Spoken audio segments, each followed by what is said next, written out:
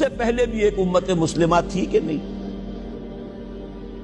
ہماری عمر جو ہے امت مسلمہ کی حیثیت سے ابھی 1400 برس ہوئی ہے. 1417 سن ہجری چل رہا ہے نا. اس میں آپ اور حضور کی بعثت 12 برس اور، تو 1430 برس سمجھیے، اس لیے کہ اس وقت جب سے کہ وحی کا آغاز ہوا ہے. یہ ہماری کل تاریخ ہے. ابھی 1450 برس نہیں ہوئی. ہم سے پہلی جو امت تھی 2000 برس تک اسی مقام پر فائز رہی. وہ کون تھے؟ بنی اسرائیل. وہ موسیٰ کے امتی تھے، ہم محمد کے امتی ہیں علی نبینا علیہ الصلوۃ والسلام. انہیں تورات دی گئی تھی، ہمیں قرآن دیا گیا ہے. نبی ہونے کے اعتبار سے افضل ترین نبی، رسول ہونے کے اعتبار سے اکمل ترین رسول، کتاب ہدایت ہونے کے اعتبار سے جامع ترین کتاب، نوع انسان را پیام آخری، حامل او رحمت للعالمین. یہ اپنی جگہ تقابل ہے، لیکن ایک اور اعتبار سے دیکھیے، عمر اس کی طویل تھی 2000 برس، ہماری ابھی 1400 برس ہوئی. اور دوسری بات، اس امت میں 1400 برس تک کوئی وقت ایسا نہیں گزرا کہ کوئی نبی موجود نہ ہو. سینکڑوں نبی آئے. شروع ہوئی ہے 1400 قبل مسیح میں، جب تورات دی گئی حضرت موسیٰ کو. اور آپ کو معلوم ہے اس وقت 2 رسول تھے، موسیٰ بھی اور ہارون بھی علیہ الصلوۃ والسلام. پھر حضور کی حدیث بخاری شریف میں موجود ہے، کانت بنو اسرائیل تسوسہم الانبیاء کلما ہلک نبی خلفہ نبی. بنی اسرائیل کی سیاست اور حکومت جو ہے انبیاء کے ہاتھ میں ہوتی تھی. جب بھی کوئی نبی فوت ہوتا تھا دوسرا نبی اس کا قائم مقام، اس کا جانشین ہو جاتا تھا. جیسے داؤد کے بیٹے سلیمان. آخری جو نبی آئے ان کے ہاں وہ حضرت مسیح، اور ان کے ہم عصر حضرت یحییٰ علیہ الصلوۃ والسلام. تو یوں سمجھیے 2 سے شروع ہوا، 2 پر ختم ہوا. موسیٰ و ہارون، عیسیٰ و یحییٰ، درمیان میں 1400 برس، اور کوئی وقت ایسا نہیں ہے جب کہ کوئی نبی موجود ہو. کیسی امت تھی. اسی لیے میں نے آپ کو بتایا قرآن مجید میں سورہ بقرہ میں 2 جگہ فرمایا ہے، یا بنی اسرائیل اذکروا نعمتی التی انعمت علیکم وانی فضلتکم علی العالمین. 6واں رکوع بھی شروع ہوتا ہے اسی آیت سے سورہ بقرہ کا، اور 15واں رکوع پھر شروع ہوتا ہے اسی آیت سے. اے بنی اسرائیل، میرے اس انعام و اکرام کو یاد کرو جو میں نے تم پر کیا، اور میں نے تو تمہیں تمام جہان والوں پر فضیلت دی تھی. لیکن وہی بنی اسرائیل جب ان کا طرز عمل کیا ہوا، شریعت کو پس پش ڈال دیا. نبذ فریق من الذین اوتوا الکتاب کتاب اللہ وراء ظہورہم مثل الذین حملوا التوراۃ ثم لم يحملوها كمثل الحمار يحمل اسفارا. کتاب سے ناطہ توڑ لیا، بس اس کو مقدس کتاب بنا کر رکھ دیا، نہ پڑھنا، نہ سمجھنا، نہ اس پر عمل کرنا، جیسے ہم کرتے ہیں. ایصال ثواب کی محفلوں میں کام آتا ہے، یا بچیوں کو وہ جہیز میں دینے کے کام آتا ہے، یا قرات کی محفلیں ہوتی ہیں، مقابلے ہوتے ہیں. اللہ اللہ خیر صدہ قرآن مجید سے ہمارا کیا سروکار رہ گیا ہے. بآیات اشترا کار جزی نیست کہ از یاسین او آسا بمیری. عیاشیاں کرتے تھے، بدماشیاں کرتے تھے، غلط کام کرتے تھے، لیکن انہیں خیال یہ تھا کہ ہم چونکہ ابراہیم کی نسل سے ہیں، موسیٰ کی امت میں سے ہیں، نحن ابناء اللہ واحباؤہ، ہم تو اللہ کے بیٹوں کے مانندے بڑے چہیتے ہیں. اسی پر اللہ نے فرمایا فَلِمَ يُعَذِّبُكُمْ بِذُنُوبِكُمْ بَلْ أَنْتُمْ بَشَرٌ مِّمَّنْ خَلَقَ. ایسے ہی تم چہیتے اور لاڈلے ہو تو اللہ تعالیٰ تمہیں عذاب کیوں دیتا رہا ہے؟ تمہیں نیبوکڈنیزر کے ہاتھوں پٹوایا 600 قبل مسیح میں. یوں سمجھیے تقریباً وسط میں آتا ہے یہ معاملہ. 1400 قبل مسیح میں تورات دی گئی، اور سمجھیے کہ ایک مسیحی میں حضرت مسیح آ رہے ہیں 30 سن عیسوی میں. ان کے درمیان تقریباً وسط میں اشیریوں کے ہاتھوں پٹوایا اور بابلیوں کے ہاتھوں پٹوایا. بخت نصر جس کو کہتے ہیں، نیبوکڈنیزر، 6 لاکھ یہودی اس نے قتل کیے یروشلم میں. 6 لاکھ کو قیدی بنا کر لے گیا. ہیکل سلیمانی گرا دیا گیا جو کہ ان کا کعبے کے درجے میں تھا. اور یہ کہ کوئی ایک متنفس نہیں بچا یروشلم میں، کوئی 2 اینٹیں سلامت نہیں. انہیں لے گیا بیبیلونیا میں کیپٹیوٹی، پیریڈ آف کیپٹیوٹی. وہاں سے واپس آئے، توبہ کی انہوں نے، حضرت عزیر علیہ السلام کی دعوت توبہ جو ہے، توبہ کی منادی کے نتیجے میں، تو پھر اللہ نے انہیں ایک موقع اور دیا اور ان کی ایک بڑی عظیم سلطنت قائم ہوئی، مکابی سلطنت. اور پھر ٹیمپل جو ہے دوبارہ بنا، یہ جو سیکنڈ ٹیمپل کہلاتا ہے، دوسری تعمیر جو ہوئی ہیکل سلیمانی کی. اس کو بھی پھر دوبارہ جب ان کے ہاں وہی لچھن آئے، میں تجھ کو بتاتا ہوں تقدیر امم کیا ہے، شمشیر و ثنا اول، طاؤس و رباب آخر. جب وہی لچھن ہو گئے، پھر عذاب کے کوڑے پڑے، پہلے گریکس کے ذریعے، یونانیوں کے ذریعے، پھر رومنز کے ذریعے، اور سن 70 عیسوی میں وہ دوسرا ہیکل سلیمانی بھی مسمار کر دیا گیا اور انہیں فلسطین سے نکالا دے دیا گیا. نکل جاؤ یہاں سے. تقریباً یوں سمجھئے کہ 1917 تک، سن 70 سے 1917 تک کتنے ہو گئے؟ 1850 برس ہو گئے تقریباً. 1850 برس یہ لوگ پھر فلسطین میں داخل نہیں ہو سکے. اور وہ ہیکل سلیمانی آج تک بھی پڑا ہوا ہے منہدم، سوائے اس کی ایک دیوار کے جسے یہ ویلنگ وال کہتے ہیں. وہاں جاتے ہیں، رو دھو کر آ جاتے ہیں. اب تو خیر ان کا قبضہ ہے، جانا آنے کا سوال نہیں رہا، ورنہ 1967 سے پہلے بھی اجازت لے کر جاتے تھے، ماتم کر کے آ جاتے تھے. اس لیے کہ یروشلم جو ہے اس پر قبضہ تو ان کا ہو گیا تھا، لیکن مشرقی علاقہ ہے وہ، اور اس پر ابھی عربوں کا زیادہ تسلط تھا. اب وہ ختم ہو رہا ہے.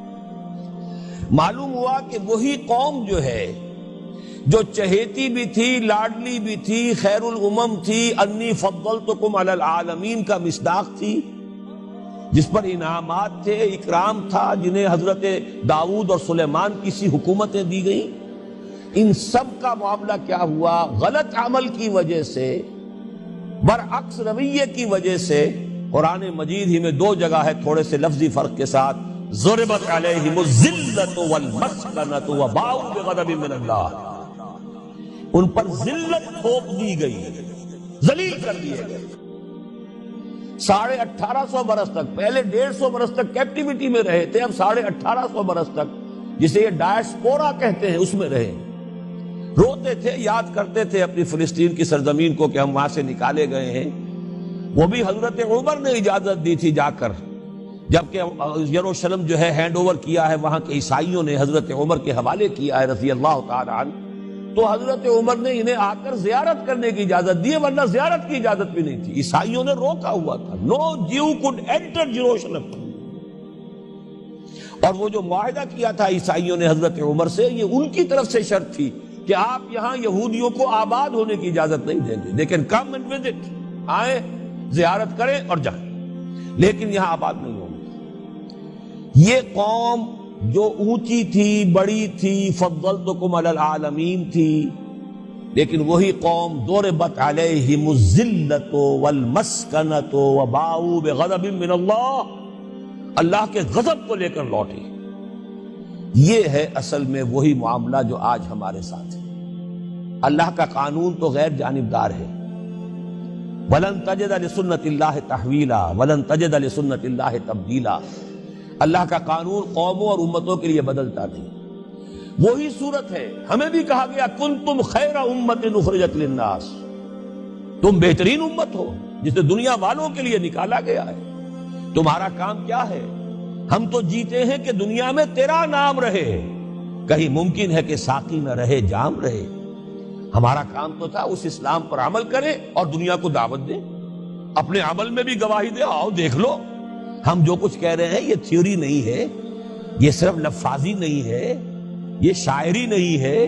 اگر محمد رسول اللہ نے فرمایا صلی اللہ علیہ وسلم سید القوم خادمہم، آؤ دیکھ لو مدینے میں ہمارا خلیفہ عمر فاروق خادم ہے کہ نہیں ہے؟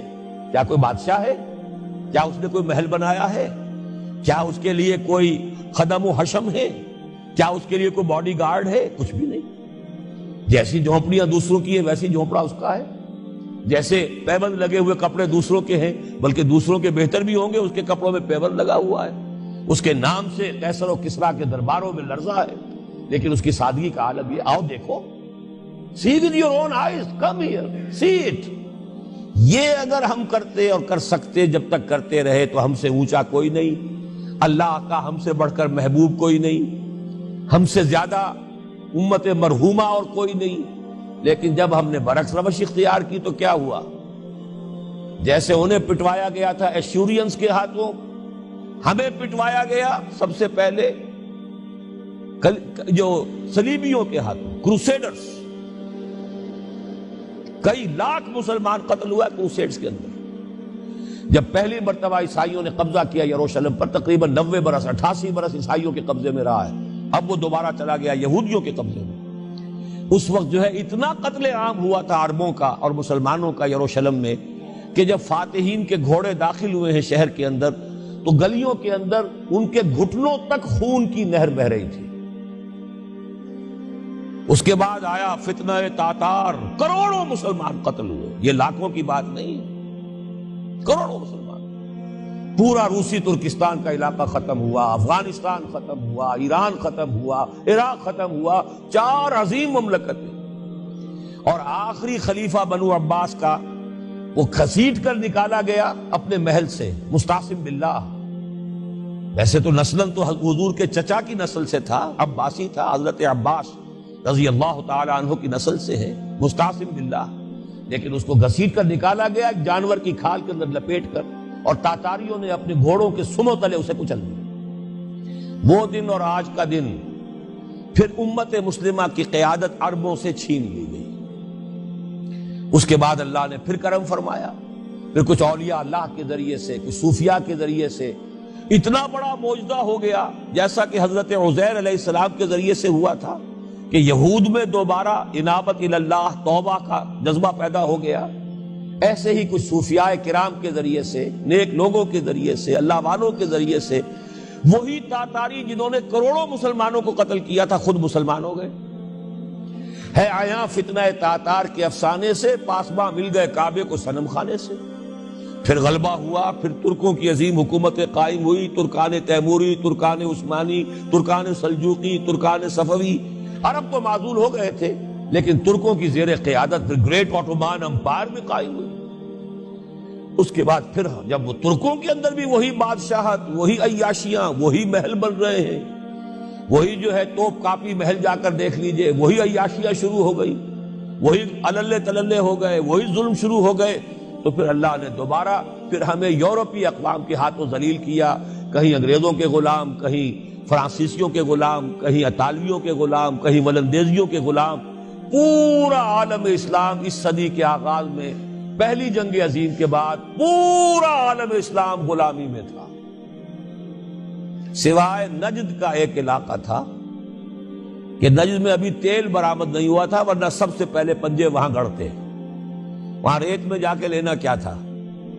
باقی تو یہ ہندوستان غلام ہے، انڈونیشیا غلام ہے، سب کے سب یہ جاوا، سماٹرا، چلتے جائیے سب غلام ہیں۔ اس کے بعد ایران چاہے براہ راست غلامی نہیں تھی، لیکن انگریزوں کے انتداب میں تھا، کنٹرول انہی کا تھا۔ عراق پر انگریزوں کا کنٹرول تھا۔ اسی طریقے سے یہ ساری جو عرب مملکتیں ہیں یہ انگریزوں کے زیر اثر تھی، اور یا یہ کہ فرانسیسیوں کے زیر اثر تھی۔ شمالی افریقہ یا فرانسیسیوں کا تھا یا اسپین کا تھا، اور یا یہ کہ اطالویوں کا تھا، لیبیا۔ یہ حال ہمارا ہوا۔ یہ ہے اصل سبب اور یہ ہے معاملہ